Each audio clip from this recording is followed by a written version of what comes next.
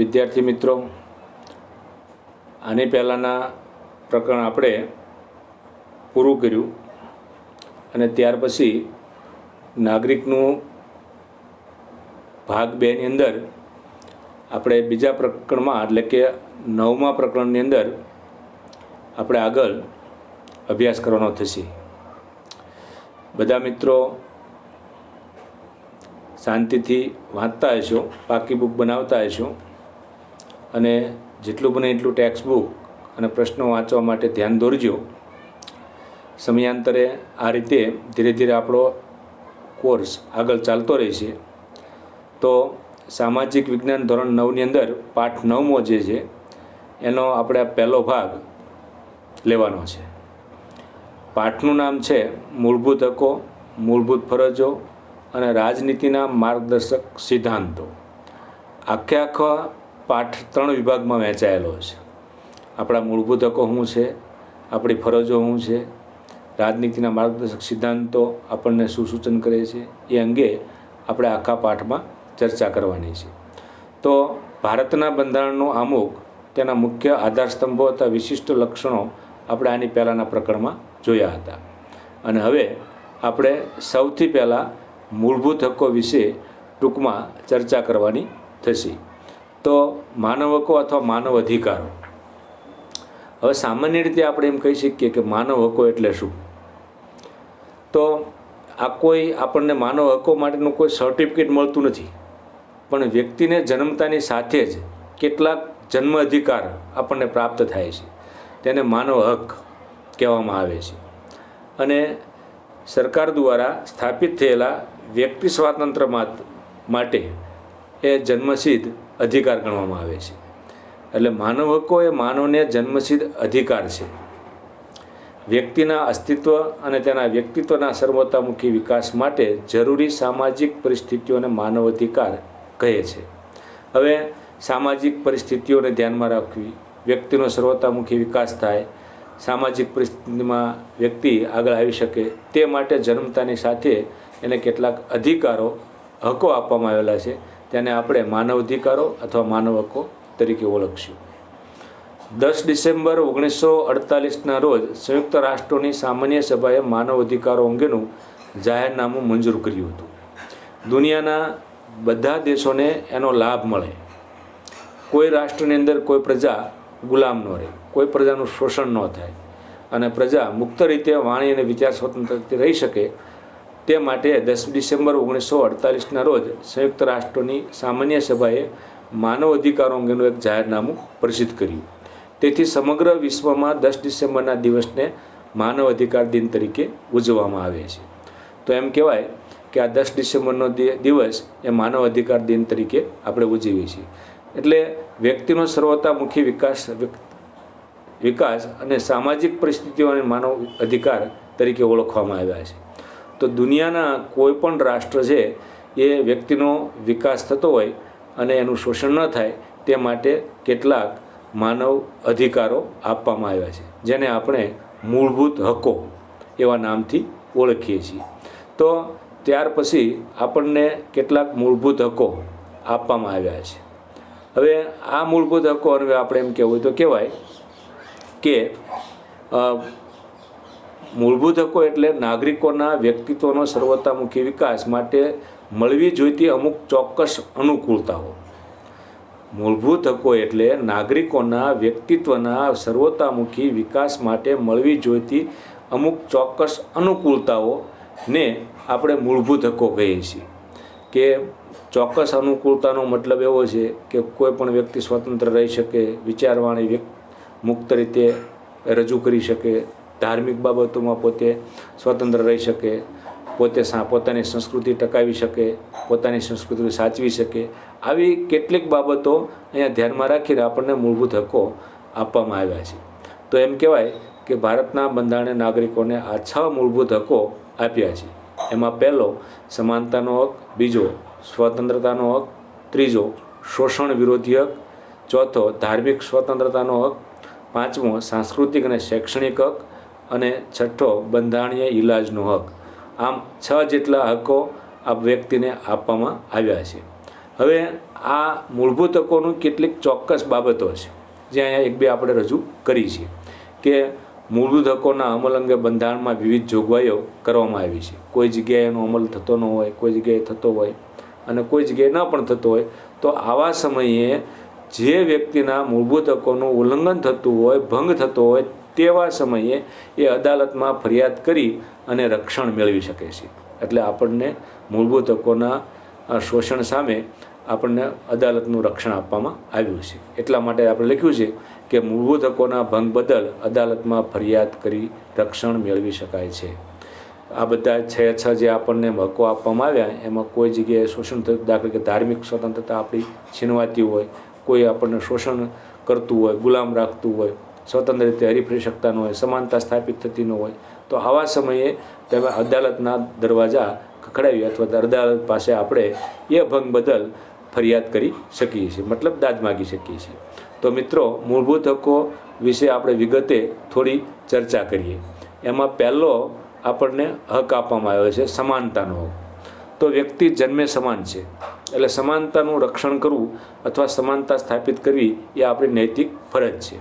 તો અહીંયા તમારી ટેક્સ્ટ બુકની માફક અહીંયા કેટલીક બાબતો આપણને આપવામાં આવેલી છે કે કાયદા સમક્ષ સમાનતા અને કાયદાનું સમાન રક્ષણ, આ બે બાબતોનો ખ્યાલ અહીં આપવામાં આવ્યો છે. એમાં પહેલી બાબત જે છે એ કાયદા સમક્ષ સમાનતા. તો કાયદા સમક્ષ સમાનતા એટલે શું?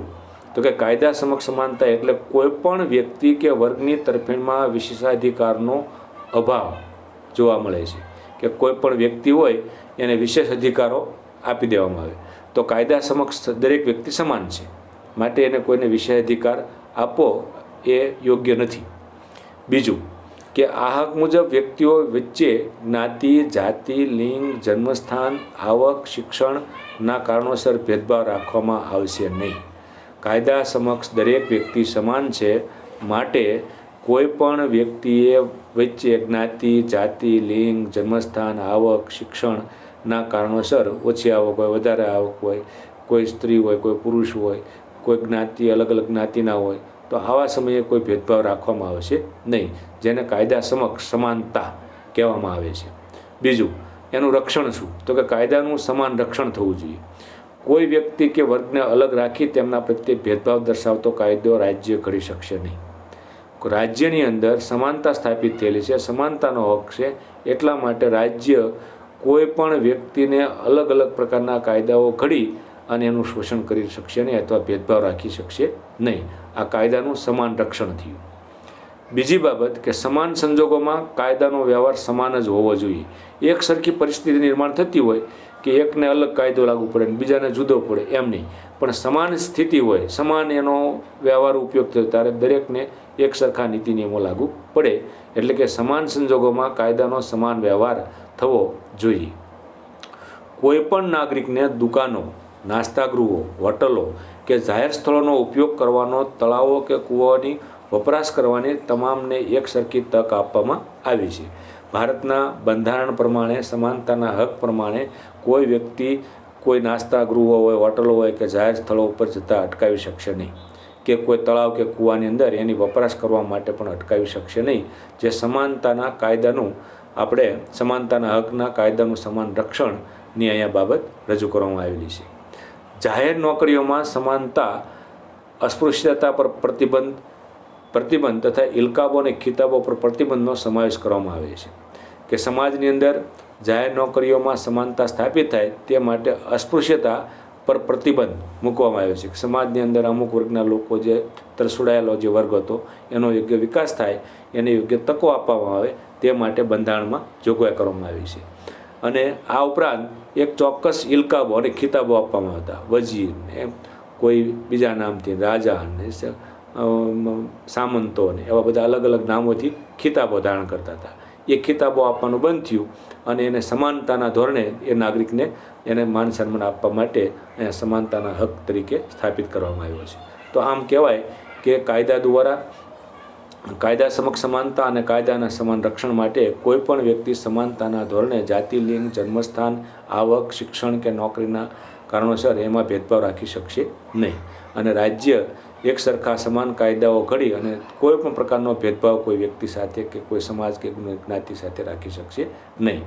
કોઈ પણ વ્યક્તિ સમાનતાના અધિકારની સાથે દુકાનો, નાસ્તાગૃહો, હોટલો કે જાહેર સ્થળો ઉપર એને તમામ વ્યક્તિઓને એક સરખો ઉપયોગ કરવાની તક આપવામાં આવી છે. આમ કહેવું હોય તો કહી શકાય કે સમાનતાના હકના લીધે ભારતનો દરેક નાગરિક સમાન છે અને સમાન એને અધિકારો આપવામાં આવ્યા છે. ત્યાર પછી બીજો આપણો હક આવે છે સ્વતંત્રતાનો હક. બંધારણ દ્વારા ભારતીય નાગરિકોને 6 પ્રકારની સ્વતંત્રતાઓ આપવામાં આવી છે. પહેલી સ્વતંત્રતા તો કે વાણી અને અભિવ્યક્તિની સ્વતંત્રતા. તમારા જે વિચારો હોય, તમારી જે કોઈ આવડતો હોય, તમારી જે કલાઓ હોય, તમારી પાસે જે કંઈ નવું હોય એને તમે વાણી દ્વારા અભિવ્યક્ત કરવાની તમને સ્વતંત્રતાના હકની અંદર છૂટ આપવામાં આવી છે કે તમે તમારા વિચારો રજૂ કરી શકો છો. બીજી બાબત કે શાંતિથી અને શસ્ત્રો વિના ભેગા થવાની અને સભા ભરવાની સ્વતંત્રતા છે. કોઈ પણ જગ્યાએ તમે સભા ભરી શકો છો, પણ શાંતિથી શસ્ત્રો વિના ભેગા થવાની આપણને સ્વતંત્રતા આપવામાં આવી છે. આ ઉપરાંત મંડળો અથવા સંઘો રચવાની સ્વતંત્રતા, વિવિધ પ્રકારના મંડળો સ્થાપિત કરવા, વિવિધ પ્રકારના સંઘો સ્થાપવા અને એક જૂથ બની અને દેશના વિકાસ માટે ઉપયોગી થાય તેવી સ્વતંત્રતાઓ અહીં આપવામાં આવી છે. ભારતના કોઈપણ પ્રદેશમાં ગમે ત્યાં મુક્તપણે હરવા ફરવાની સ્વતંત્રતા છે. મતલબ એવો થાય કે સ્વતંત્રતાના હકની અંદર ભારતના કોઈપણ ભાગની અંદર કોઈપણ જગ્યાએ આપણે મુક્તપણે હરીફરી શકીએ છીએ અને કોઈપણ પ્રદેશમાં આપણે રહી શકીએ છીએ. એટલે અહીં કહેવાય છે કે ભારતના કોઈ પ્રદેશમાં કોઈ પણ ભાગમાં રહેવાની અને સ્થાયી થવાની સ્વતંત્રતા આપણને આપવામાં આવી છે. તમે ભારતના ગુજરાતમાં રહેતા હોય તો મહારાષ્ટ્રમાં જઈને તમારી મિલકત ખરીદી શકો, ત્યાં રહી શકો, બીજા રાજ્યમાં જઈને રહી શકો, બીજા રાજ્યવાળા આપણા રાજ્યમાં આવી શકે. આ માટે તમામ નાગરિકોને યોગ્ય છૂટછાટ આપવામાં આવી છે, જેને આપણે સ્વતંત્રતાના હક તરીકે ગણાવીએ છીએ. બીજું, ગમે તે વ્યવસાય, કામકાજ, વ્યાપાર કે ધંધો કરવાની સ્વતંત્રતા છે. વ્યક્તિ કોઈ પણ પ્રકારનો ધંધો, કોઈ પણ પ્રકારનો વ્યવસાય અથવા કોઈ પણ પ્રકારના કામકાજના વ્યાપાર અર્થે વ્યક્તિ ગમે ત્યાં મુક્ત રીતે હરીફરી શકે છે, જઈ શકે છે અને કરી શકે છે. તો આ રીતે સ્વતંત્રતાના હકની રીતે વ્યક્તિ ઉપર કોઈ બંધન નથી. બીજું કે સ્વતંત્રતાના હક વિનાની લોકશાહીની કલ્પના થઈ શકે નહીં. જો લોકશાહીની વ્યાખ્યા સાર્થક કરવી હોય તો વ્યક્તિને સ્વતંત્રતાનો હક આપવો જ જોઈએ, તો જ એની સાર્થક થઈ શકે. લોકશાહીના સંચાલન માટે એમ કહેવાય કે સ્વતંત્રતા જરૂરી છે. બીજું, સામાન્ય એમ કહી શકીએ આપણે કે લોકશાહીની અંદર વ્યક્તિ તંદુરસ્ત અને સ્વસ્થ જીવન જીવી શકે તે માટે હકનું મહત્ત્વ વિશેષ છે. સ્વતંત્રતાનો હક વ્યક્તિ શોષણનો ભોગ ન બને, કોઈ રોગનો ભોગ ન બને, સ્વતંત્ર રીતે હરીફરી શકે, પોતે કામ ધંધો કરી શકે, પોતાના વ્યવસાયમાં જઈ શકે, કોઈપણ વિસ્તારોમાં સ્થાયી થઈ શકે. તે માટે વ્યક્તિ તંદુરસ્ત અને સ્વસ્થ જીવન જીવી શકે તે માટે હકનું મહત્ત્વ ખૂબ પાયાનું રહેલું છે. આ હક દ્વારા ભારતીય નાગરિકોને પોતાના વિચારોને અભિવ્યક્ત કરવાની સ્વતંત્રતા આપવામાં આવી છે કે ભારતનો કોઈપણ પ્રાંતની અંદર વસવાટ કરતો નાગરિક પોતાના વિચારો અભિવ્યક્ત કરી શકે છે. સિવાય કે એમ કહેવું તો કહેવાય કે કોઈ રાષ્ટ્ર સંબંધી હોય, પોતાના સામાજિક સંબંધી હોય, કોઈને નુકસાન ન પહોંચાડે તેવા વિચારો રજૂ કરવાની અહીંયા વાત કરવામાં આવી છે. તો માટે ભારતના નાગરિકોને પોતાના વિચારો રજૂ કરી, અભિવ્યક્ત કરી અને એક સારા સમાજનું સર્જન થાય, નિર્માણ થાય તે માટે આપણને આ સ્વતંત્રતાનો હક આપવામાં આવ્યો છે. આ ઉપરાંત આપણે એમ કહી શકીએ કે સ્વતંત્રતાના હકની સામે શોષણ વિરોધી હક. હવે ત્રીજો હક જે છે શોષણ વિરોધી હક. હવે શોષણ એટલે શું? તો સામાન્ય એમ કહેવાય કે વર્ષો પહેલાં એક રાજાશાહીના સમયથી માંડી અને એ પહેલાંની પણ જો વાત કરો તો આ દરેક દેશની અંદર ગુલામી પ્રથા હતી, વેઠ પ્રથા હતી, પછી ફરજિયાત લોકોને વેઠ કરાવવામાં આવતી હતી, બાળમજૂરી કરાવવામાં આવતી હતી. આવી બધી કેટલીક શોષણની નીતિઓ હતી કે કોઈ વ્યક્તિ લોકોને વેચાતા રાખી, ગુલામ રાખી અને એની પાસે કોઈ પણ પ્રકારનું કામ કરાવતા હતા. પછી વેઠ કર્યુંનો મતલબ આખો દિવસ કામ કરાવે, એના બદલામાં કોઈ વળતર ન આપે તેને વેઠ પ્રથા એવો શબ્દ આપણી માટે પ્રચલિત હતો. બીજું, નાના બાળકો પાસે ખૂબ કામ કરવામાં આવતું, મતલબ બાળમજૂરી.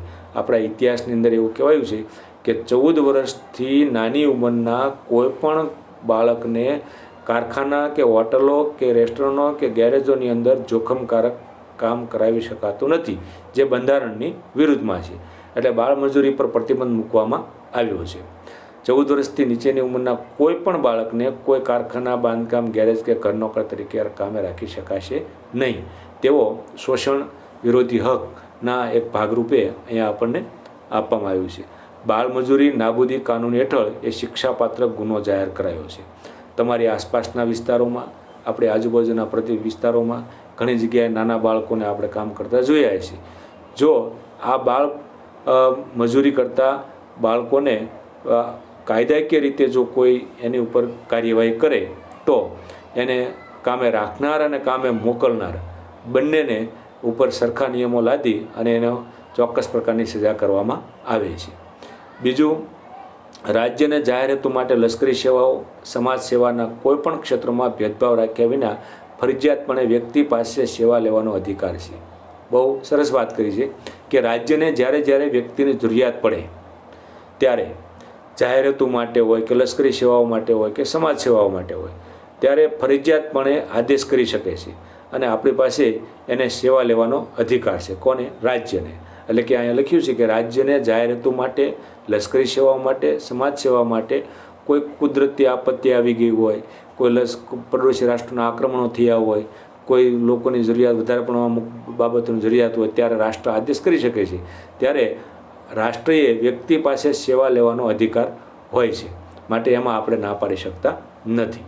તો ત્યાર પછી ધાર્મિક સ્વતંત્રતાનો હક. હવે મિત્રો, ધાર્મિક સ્વતંત્રતા એટલે શું?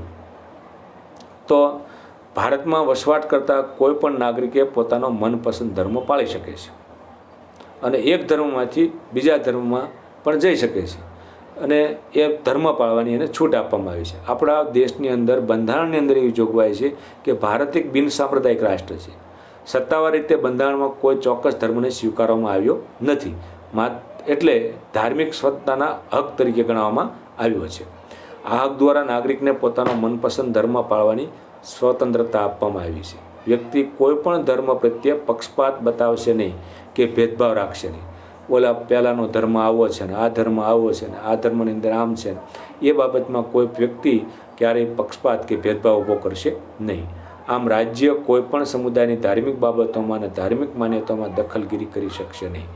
રાજ્ય અથવા કોઈ પણ સમુદાયની ધાર્મિક બાબતોમાં અને ધાર્મિક માન્યતાઓની અંદર દખલગીરી કરશે નહીં અને એને સમાન રક્ષણ મળશે તેવા પ્રયત્નો કરવામાં આવશે. બીજું એમ કહેવાય કે રાજ્યે જાહેર કરવેરા દ્વારા ઊભા કરાયેલા જાહેર ફંડનો ઉપયોગ કોઈ ખાસ ધર્મ કે સંપ્રદાયના લાભ માટે કરી શકશે નહીં. આપણે દેશની અંદર દરેક વ્યક્તિ કરવેરા ભરતી હોય, કોઈ જાહેર ફંડનો ઉપયોગ ભેગો કરેલો હોય તો આવા સમયે ધર્મ કે સંપ્રદાયના લાભ માટે એને વાપરી શકશે નહીં. તો આ સૌથી સારી બાબત છે, વધારે સારી બાબત છે કે રાજ્યએ જાહેર કરેલા કરવેરામાં અથવા ઊભા કરેલા જાહેર ફંડનો ઉપયોગ એ ધર્મના પ્રચાર માટે કે ધર્મ કે સંપ્રદાયના પ્રચાર માટે કરશે નહીં તે માટે બંધારણમાં જોગવાઈ કરવામાં આવી છે. ધાર્મિક હેતુઓ માટે સંસ્થાઓ સ્થાપવાનો અને તેનું સંચાલન કરવાની સ્વતંત્રતા પણ ધાર્મિક સમૂહને આપવામાં આવી છે. ઘણીવાર એવું મને માનવામાં આવે કે અમારા ધર્મની સંસ્થાઓ સ્થાપી છે તો સરકાર એને છૂટ આપે છે કે ધાર્મિક હેતુઓ માટે પોતાની સંસ્કૃતિને બચાવવા માટે, પોતાની સંસ્કૃતિને સાચવવા માટે એ ધાર્મિક સંસ્થાનો સ્થાપી શકે છે, એનું સંચાલન કરી શકે છે અને આ રીતે ધાર્મિક સમૂહને એ સ્વતંત્રતા આપવામાં આવી છે. એટલે આપણે ટૂંકમાં કહી શકીએ કે ભારતમાં વસવાટ કરતા કોઈ પણ નાગરિક પોતાનો મનપસંદ ધર્મ પાળી શકે છે. કોઈ ધર્મ પ્રત્યે પક્ષપાત કરવામાં આવતો નથી. પોતાને ધાર્મિક સમુદાયની સાથે રહી અને બીજાના ધર્મની અંદર દખલગીરી કરવી નહીં. રાજ્યએ જાહેર કરેલા કરવેરા અથવા જાહેર ફંડનો ઉપયોગ ધાર્મિક સંપ્રદાયના લાભ માટે કરવો નહીં અને ધાર્મિક સમૂહે પોતાની સંસ્થાઓ સ્થાપીને પોતાની ધર્મની સંસ્કૃતિનો ફેલાવો કરવાનો આપણને અધિકાર આપવામાં આવ્યો છે. એટલે આ ધાર્મિક સ્વતંત્રતાનો હક આપણી માટે એ પણ એક મહત્ત્વનો ગણાય છે. બીજું, સાંસ્કૃતિક અને શૈક્ષણિક હકો. હવે મિત્રો, સાંસ્કૃતિક અને શૈક્ષણિક હકો એટલે શું? તો કે ભારતમાં વિવિધ ધર્મ, ભાષાઓ અને સંસ્કૃતિ ધરાવતા લોકો રહે છે. ભારતમાં રહેતા લોકોને પોતાની આગવી ભાષા, લિપિ, સંસ્કૃતિની ઓળખ અને તેના આધારે રચાયેલ વર્ગ સમૂહને જાળવી રાખવાનો અધિકાર છે. ભારતમાં સાંસ્કૃતિક પરંપરાઓ વર્ષોથી પરાપર્વથી ચાલી આવે છે. પોતાની દરેક ધર્મની, દરેક સમાજની, દરેક પ્રાંત વાઇઝ, દરેક વિસ્તાર વાઇઝ પોતપોતાની અલગ ભાષાઓ છે, અલગ લિપિઓ છે, પોતાની અલગ આગવી સામાજિક પરંપરાઓ છે. આ બધી સંસ્કૃતિની ઓળખના જે સમૂહો છે એ પોતે સાચવી શકશે અને પછીની પેઢી સુધી એ રાખી શકશે. એટલે કહેવાનો અર્થ એ થાય છે કે ધર્મ, ભાષાઓ કે સંસ્કૃતિ ધરાવતા લોકોને પોતાની સંસ્કૃતિ, ધર્મ, ભાષા જાળવવાનો અધિકાર આપવામાં આવ્યો છે. એટલે કે સાંસ્કૃતિક અધિકાર અહીંયા હક આપવામાં આવ્યો છે. બીજું, ભારતના કોઈપણ નાગરિકને પોતાનો વિકાસ સાધવા માટે કલા, શિક્ષણ અને સાહિત્ય વગેરે પ્રવૃત્તિઓ કરવાની સ્વતંત્રતા મળી છે. ભારતનો કોઈ પણ નાગરિક હોય એને વિકાસ સાધવો હોય તો પોતાની પાસે રહેલી કલાઓ, શિક્ષણ, સાહિત્ય આ બધી બાબતોમાં એ પોતે પ્રવૃત્તિશીલ બની અને એનો વિકાસ કરવાની તક આપણને આપવામાં આવી છે. ત્રીજી બાબત કે લઘુમતી કોમો ભાષાકીય અને ધાર્મિક દૃષ્ટિએ પોતાની શિક્ષણ સંસ્થાઓ સ્થાપી શકે છે. કે દેશની અંદર લઘુમતી પ્રજાઓ જે છે એ પોતાની ભાષાકીય અને ભાષાના ધોરણે અને ધાર્મિક દૃષ્ટિએ પોતાની અલગ શિક્ષણ સંસ્થાઓ સ્થાપી અને પોતાનો સાંસ્કૃતિક વારસો બચાવી રાખવામાં એ દેશે સાંસ્કૃતિક અને શૈક્ષણિક હકના આધારે છૂટછાટ આપવામાં આવી છે. એટલે ઘણીવાર આપણે જોતા હોય આપણે આજુબાજુમાં અલગ અલગ ભાષા ધરાવતી સ્કૂલો હોય છે, અલગ અલગ સંસ્થાનો અલગ અલગ વિભાગો સ્થાપી અને પોતાની આગવી સંસ્કૃતિની ત્યાં શિક્ષણ સંસ્થાઓ સ્થાપી અને એ પોતાની સંસ્કૃતિ બચાવવા માટે પ્રયત્ન કરે છે. તે માટે રાજ્ય કોઈ પ્રકારના ભેદભાવ વિના તેમને નાણાકીય સહાય આપવા બંધાયેલું છે. કે કોઈ લઘુમતી કોમની પ્રજાઓ જે છે એ પોતાની ચોક્કસ ધાર્મિક દ્રષ્ટિથી કે અથવા ભાષાકીય દ્રષ્ટિથી એ શિક્ષણ સંસ્થા સ્થાપવા માગે છે તો એની ચોક્કસ પ્રોસેસમાંથી પસાર થઈ અને સરકાર એને નાણાકીય સહાય આપવા માટે બંધાયેલી છે. એને મદદરૂપ થશે અને પોતાના સાંસ્કૃતિક અને શૈક્ષણિક વારસાને આગળ ધકેલવા માટે એ સરકાર એને સહાયરૂપ થશે. દેશના આવી રીતે સાંસ્કૃતિક વારસાની જાળવણી એ રાજ્યની ફરજ બને છે. માટે આમ આપણે કહી શકીએ કે સાંસ્કૃતિક વારસાની જાળવણી રાજ્યની મુખ્ય ફરજ છે અને એમાં સહાયરૂપ થવું એ રાજ્ય અને પ્રજા સાથે રાજ્ય બંધાયેલું છે. અને છેલ્લો આપણો જે છઠ્ઠો હક જે છે એ બંધારણીય ઇલાજનો હક. કોઈ પણ મૂળભૂત હકોનું પાલન ન થતું હોય કે તેનો ભંગ થતો હોય તો નાગરિક વડી અદાલત કે સર્વ અદાલત પાસે દાદ માગી શકે છે, મતલબ ફરિયાદ કરી શકે છે કે અમને આ બધા હકો આપવામાં આવ્યા છે પણ અમારા હકોનું શોષણ થાય છે, કોઈ ધાર્મિક સ્વતંત્રતા, ધર્મ પાળવા નથી દેતા, અહીંયા સમાનતા નથી. તો આવા સમયે આ મૂળભૂત હકોનું પાલન ન થતું હોય, ભંગ થતો હોય તો આપણે નાગરિક તરીકે વડી અદાલત કે સર્વ અદાલતમાં દાદ માગવી મતલબ એની ફરિયાદ કરી શકીએ છીએ. બીજું, મૂળભૂત હકોના ભંગ બદલની ફરિયાદ બરાબર સાંભળીને નાગરિકને ન્યાય આપવો એ અદાલતની ફરજ બને છે. આ બંધારણની અંદર આ બધા અધિકારો આપવામાં આવ્યા છે કે મૂળભૂત હકનો ભંગ થાય છે, એની ફરિયાદ મળી છે તો નાગરિકને ન્યાય આપવો એ અદાલતની ફરજ બને છે. તો કોઈ પણ જગ્યાએ આપણું શોષણ થતું હોય, કોઈ ધાર્મિક લાગણીઓ દુભાતી હોય, કોઈ જગ્યાએ આપણી શોષણના ભોગ બનાવે, કોઈ સમાનતા ન સ્થાપિત થયેલી હોય તો આવા સમયે એમ કહેવાય કે નાગરિક તરીકે આપણે અદાલતમાં જ્યારે ન્યાય માગ્યો હોય તો અદાલતને એ ન્યાય આપવો એ મુખ્ય અથવા ફરજ બની જાય છે. ડૉક્ટર બાબા સાહેબ આંબેડકરના મત મુજબ બંધારણીય ઇલાજો સંબંધી જોગવાઈઓ સમગ્ર બંધારણના આત્મા સમાન છે. એટલે કે બંધારણીય ઇલાજની અંદર ઇલાજનો સંબંધીનો જે હક આપવામાં આવ્યો છે એ સમગ્ર બંધારણના આત્મા સમાન ગણવામાં આવ્યો છે કે જેથી કરીને દેશની અંદર વસવાટ કરતા કોઈ પણ નાગરિકને કોઈ પણ પ્રકારની શોષણ કે એ શોષણનો ભોગ ન બને એટલા માટે બંધારણના આત્મા સમાન એને ગણવામાં આવ્યો છે. દેશમાં કટોકટીની પરિસ્થિતિમાં મૂળભૂત હકોની જેમ આ હકનો અમલ પણ મોકૂફ રાખી શકાય છે. ઘણીવાર એવું થાય કે દેશમાં નાણાકીય કટોકટી હોય, બાહ્ય આક્રમણ થયું હોય, કાયદોની વ્યવસ્થા તૂટી ગઈ હોય ત્યારે કટોકટી જાહેર કરવામાં આવે છે. તો આવી કટોકટી સમયે આપણા જે મૂળભૂત હકો આપણને આપવામાં આવ્યા છે તે અમુક સમય માટે એને સ્થગિત કરી શકાય છે, મોકૂફ રાખી શકાય છે. અને આ રીતે આપણા આ બંધારણની અંદર એમ કહેવાય કે આપણા મૂળભૂત હકો 6 જેટલા અહીંયા આપવામાં આવ્યા છે. એની સરસ મજાની વિગતે સ્લાઇડો રજૂ કરી અને ચર્ચા કરવાનો પ્રયત્ન કર્યો છે. મિત્રો, આ સ્લાઇડોમાંથી તમને પ્રશ્નો પણ મળશે એટલે એને વ્યવસ્થિત જોઈ વાંચજો, ચોપડી વાંચજો અને એ રીતે એનો વાંચવા માટે પ્રયત્ન કરીએ અને આપણે આ નવા પાઠની આ રીતે પહેલા ભાગ તરીકે આપણે શરૂઆત કરી છે.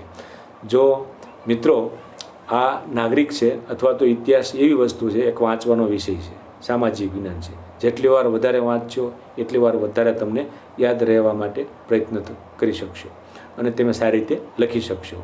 આ સ્લાઇડનો ઉપયોગ અથવા તો ટેક્સ્ટ બુકનો ઉપયોગ કરી અને પાકી બુક અથવા સ્વાધ્યાયની પાસેના પ્રશ્નો લખવાનો પ્રયત્ન આપ સૌ કરશો.